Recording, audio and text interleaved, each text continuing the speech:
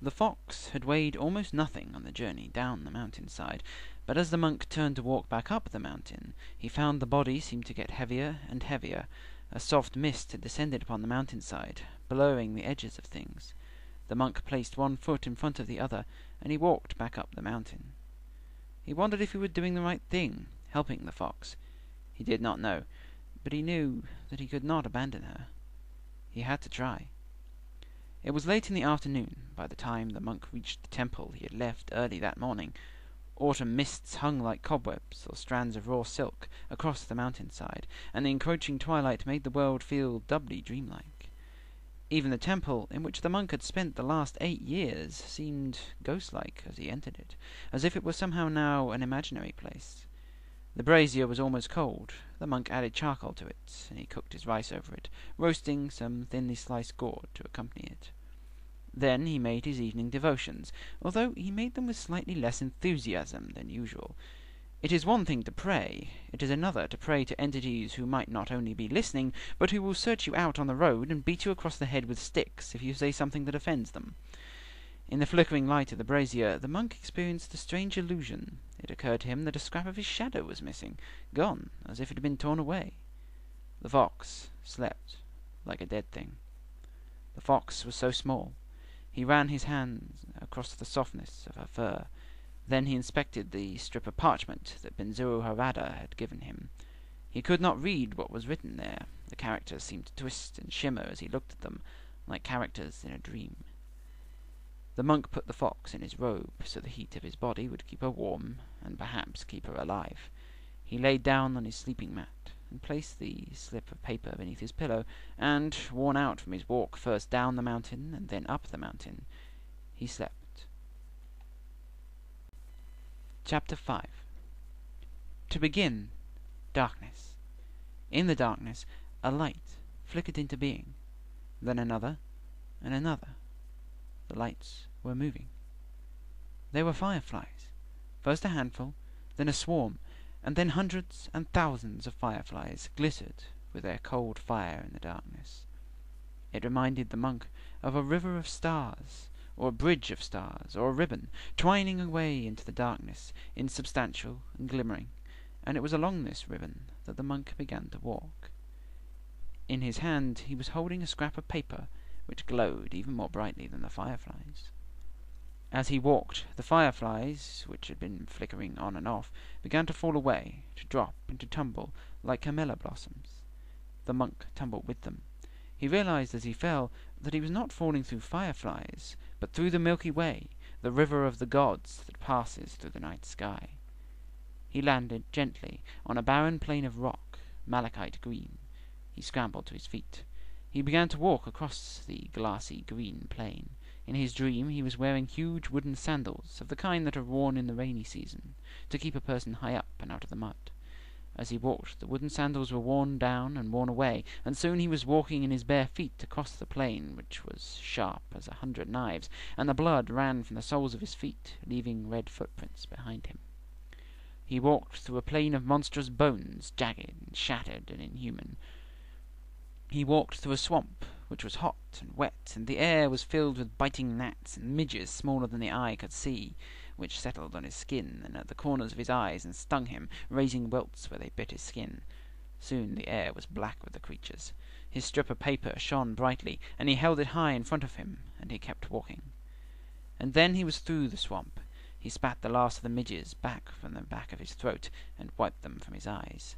He walked through a garden that talked to him, although it advised him to go back, told him that the King of Dreams should not be idly sought out, and that he should remain in the garden, and walk its paths, and sit beside its sweet waters. But how it was the garden spoke to him, the monk could never have explained.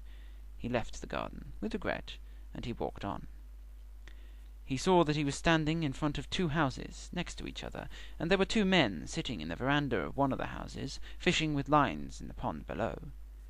"I seek the king of all night's dreaming," called the monk. "Am I going the right way?"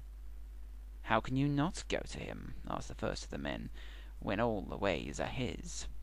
The second man, he was fat, and seemed sad, said nothing. The monk unfolded his token to show it to them. and it was then, if he had had any doubt before, that he knew for certain that he was dreaming, for he could read the characters on the paper he carried. They were simple characters, so simple he thought it a wonder he had not been able to read them before, and they described one who shaped, who moulded and formed things from chaos and from nothing, who transmuted things from formlessness and shapelessness into that which was not real, but without which the real would have no meaning.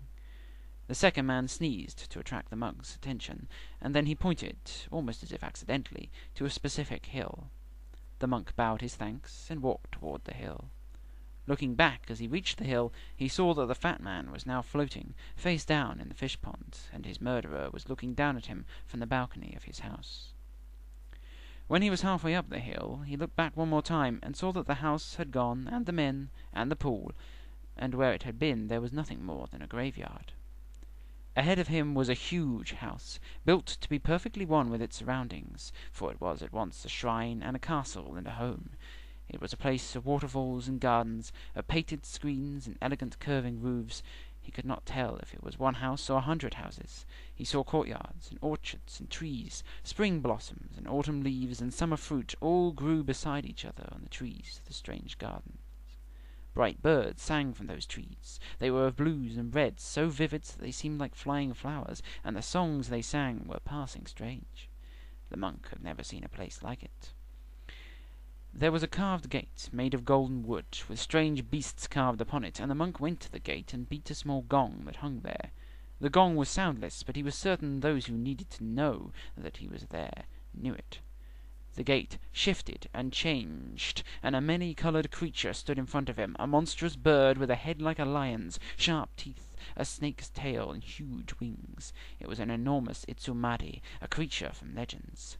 "State your business," said the Itsumari. "Who are you, and why do you wish to disturb my master?"